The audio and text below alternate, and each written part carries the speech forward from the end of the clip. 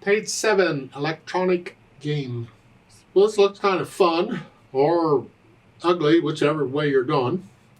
Let's find out.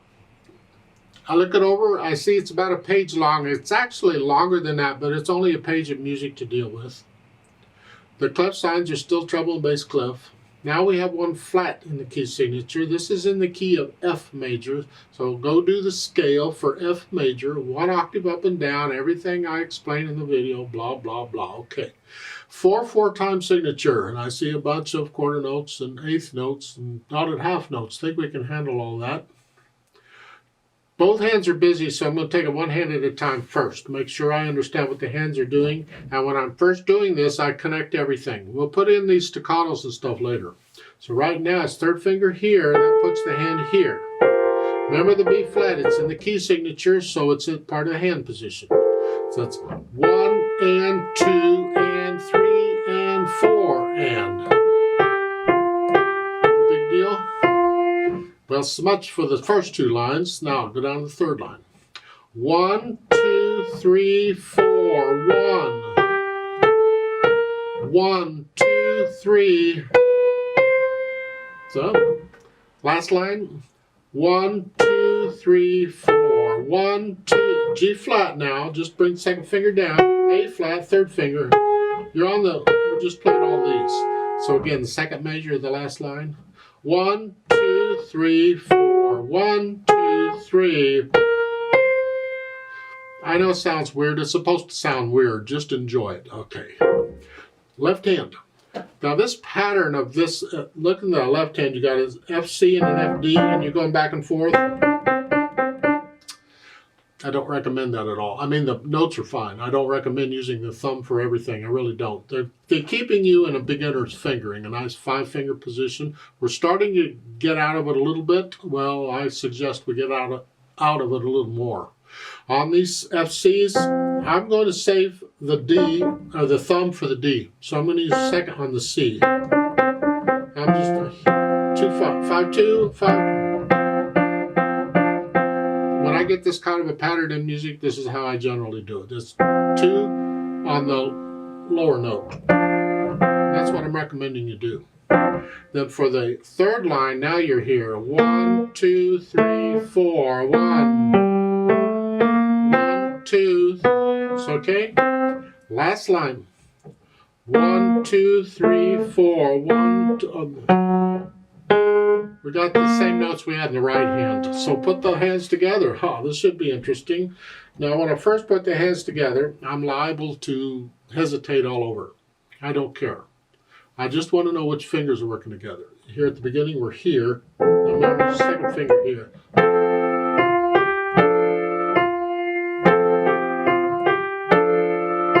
Just make sure you're lifting up for the rest in the left hand.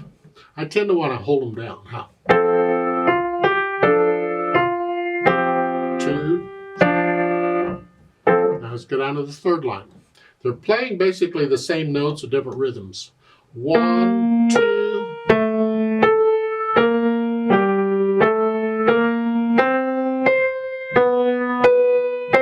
2, 3.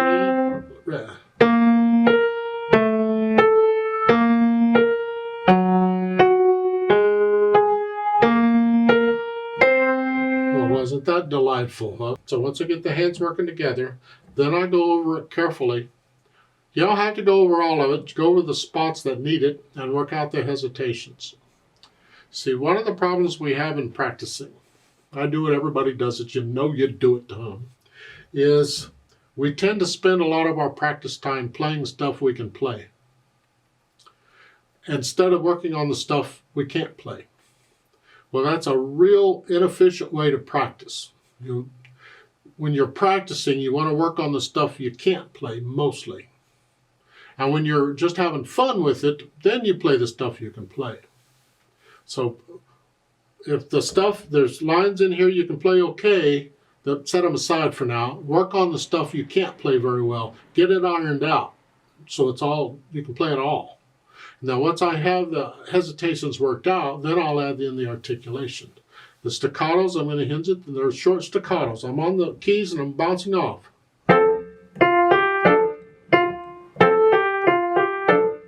So here in the second measure, this is staccato, that's not. I'm doing different things in the hands at the same time. Isn't this fun? You just...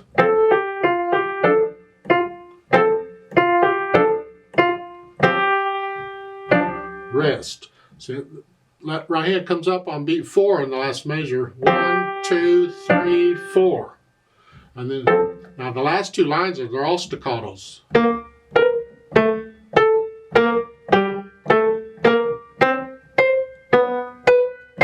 That's not rest. You get the idea? So I add in the staccatos and slurs, and then I'll think about the dynamics. MF at the beginning is mezzo forte, sort of loud. That's the melody, and that's the right hand. These need to be soft. So I'm sort of heavy here, and I'm light here. At the same time, well, when you're doing the scales, you can practice this. This is F major scale. You're doing that, I hope. Well, as you're practicing the scale, not that fast, but you practice playing one hand louder than the other. Play real light at the same time, and then switch them. Play heavy in the other hand and light at the same time. This way you're getting used to this idea of different loudnesses in the hands at the same time. Then in the music, when you get them, you just do it here. On the third line down, we go down to moderately soft, MP, mezzo, piano. Here it's both hands pretty much. The second measure, third line, you get a crescendo. You're going to go up to loud, but don't get loud to the last measure. So the second measure, you're moderately soft, just a hair louder, now loud. See, I did like a measure at a time. I just went up a little bit. So again, the third line, you start out sort of soft, now a little louder, louder. Now you have to plan these out. Actually, you want to get to the point where you can feel it. But if you don't plan it out, you'll be loud by the third measure, and that's too soon. Then the last line, you come down to soft, piano soft. And then you crescendo to go up to loud again, but your second measure of that last line, you're still soft. You're starting that measure soft. And then you start going to soft, a little louder, little.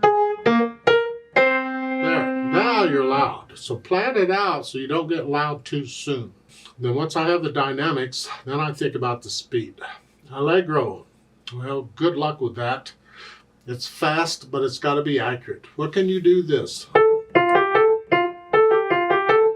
What's accurate for you? Everybody's Allegro will be a little different. You don't need to take it at my Allegro. You work it out. 1, 2, 3, 4. Not super fast. There's fasters than this, but just fast.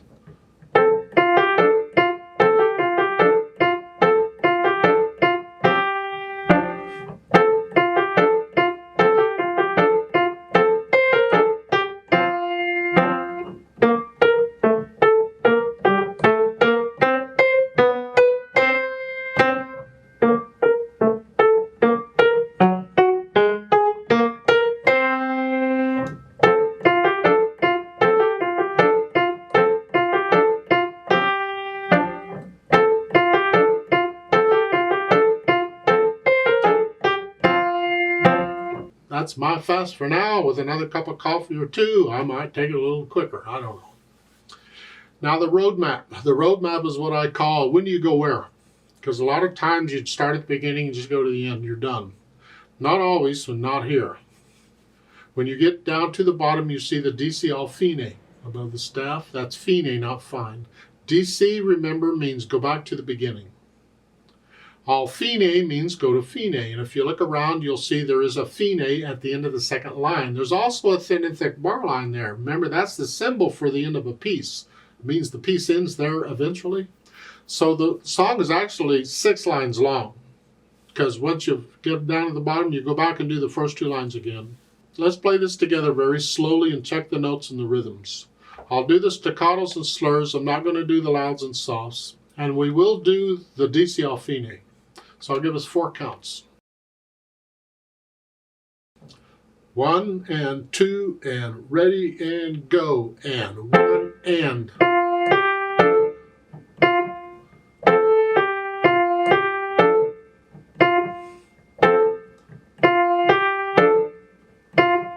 One, two, three, rest.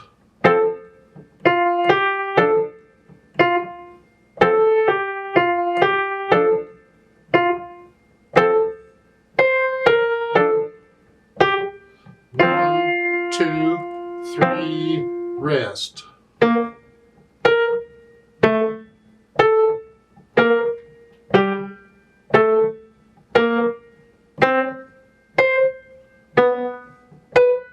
One, two, three, rest.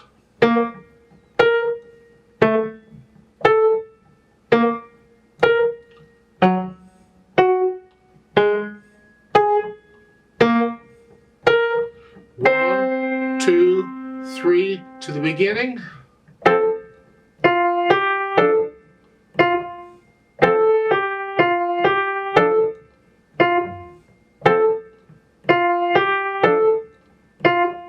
One, two, three, rest.